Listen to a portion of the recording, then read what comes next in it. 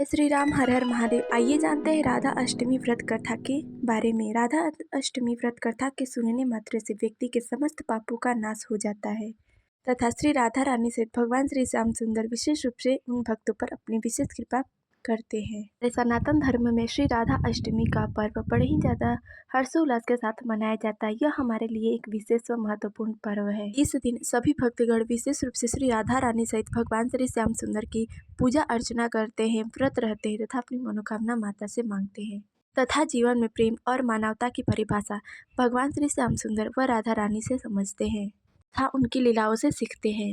श्री राधा रानी का जन्म यदुवंश में हुआ था। उनके पिता का नाम वृषभानु तथा उनकी माता का नाम कीर्ति था।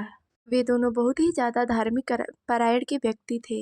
ऐसा माना जाता है कि जब राधा जी का जन्म हुआ तब उनके आसपास बहुत ही ज्यादा प्रकाश फैल गया। एक अद्वितीय चमत्कार हुआ उनके जन्म के समय। दिव्य प्रकाश ने यह संकेत दिया कि मानो पृथ्वी से जल्द ही सभी असुरों व राक्षसों का अंत होने वाला है। धरती पर राक्षसों का अत्याचार बढ़ने के साथ ही धार्मिक कर्मों का पतन हो रहा था। तब धरती से सभी पापों को नष्ट कर पुनः धर्म की स्थापना करने के लिए भगवान विष्णु ने भगवान श्री श्याम सुंदर के रूप में अवतार लिया था। अतः उनकी लीला में साथ देने के लिए श्री राधा रानी की उपस्थिति भी आवश्यक थी कि माता लक्ष्मी श्री राधा रानी के रूप में अवतरित हुई, जो भगवान श्री श्याम सुंदर के प्रेम और भक्ति का आदर्श उदाहरण है। राधा रानी की कोई भी कितनी भी महिमा क्यों न गाए, वह बहुत ही ज्यादा कम है क्योंकि उनकी महिमा अनंत है। श्री राधा रानी के जीवन में प्रेम और भक्ति की कई अन्य घटनाएं घटी। वे भगवान श्री श्याम सुंदर की सबसे प्रिय सखी थी और उनकी भक्ति की गहराई ने पूरे संसार को, पूरे विश्व को मंत्र मुग्ध करके रख दिया। श्री राधा रानी के प्रेम और भक्ति ने भगवान श्री श्याम सुंदर को भी प्रेरित किया। श्री राधा रानी अपने अंतिम समय तक भगवान श्री श्याम सुंदर के साथ बहुत ही ज्यादा गहराई के साथ जुड़ी रही। का प्रेम सच्ची भक्ति का उदाहरण है और इस प्रेम को लेकर कई कथाएं प्रचलित है। तो आइए उन्हीं प्रचलित कथाओं में से एक कथा का श्रवण हम इस वीडियो में करते हैं। श्री राधा रानी भगवान श्री श्याम सुंदर के साथ गोकुल में निवास करती थी। एक बार भगवान श्री श्याम सुंदर को श्री राधा रानी गोकुल में नजर नहीं आई। कुछ समय बाद भगवान श्री श्याम सुंदर अपनी सखी विराजा के साथ घूमने निकल गए। जब श्री राधा रानी को इस बारे में पता चला तो वे अत्यंत ही ज्यादा क्रोधित हुई। क्रोध के आवेश में आकर माता श्री राधा रानी तुरंत ही भगवान श्री श्याम सुंदर के पास पहुंची और भगवान श्री श्याम सुंदर को बहुत ही ज्यादा अत्यंत ही कठोर वचन कहे। श्री राधा रानी का यह आचरण भगवान श्री श्याम सुंदर के प्रिय मित्र श्री दामा को अच्छा नहीं लगा।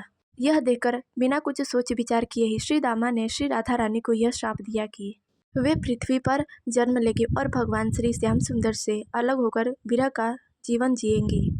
तब श्री राधा रानी के क्रोध भरे आचरण से आहत होकर विराजा भी वहां से चली गई और नदी का रूप धारण कर लिया।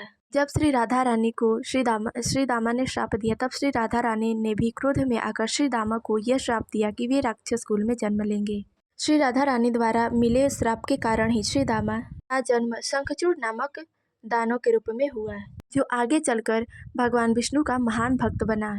श्री राधा रानी भी पृथ्वी पर वृषभानु के घर में उनकी पुत्री के रूप में अवतरित हुई।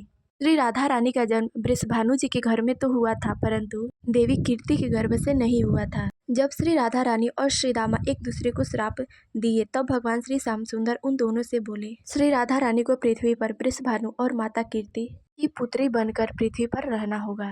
मनुष्य योनि में आपका विवाह संबंध एक वैश्य के साथ होगा, जो मेरे ही अंश का अवतार होगा।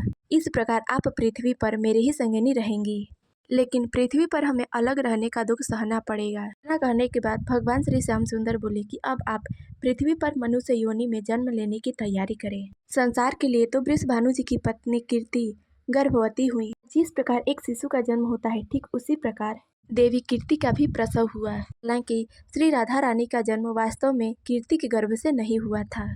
ईश्वर की माया से कीर्ति के गर्भ में वायु आ गया था। उसी वायु के फलस्वरूप श्री राधा रानी प्रकट हुई। श्री राधा रानी का अवतार भादो मास के शुक्ल पक्ष की अष्टमी तिथि को हुआ था। यही कारण है कि हम आज भी इस तिथि को राधा अष्टमी के तौर पे बड़े ही हर्षोल्लास के साथ मनाते हैं। हालांकि समय बीतने के बाद श्री राधा रानी अपनी छाया छोड़कर वास्तविक रूप से अपने परम धाम को चली गई तथा उनकी छाया का विवाह एक वैश्य के साथ संपन्न हुआ था। इस वीडियो में बस इतना ही। मिलता है अगले वीडियो में, तब तक के लिए जय श्री राम हर हर महादेव।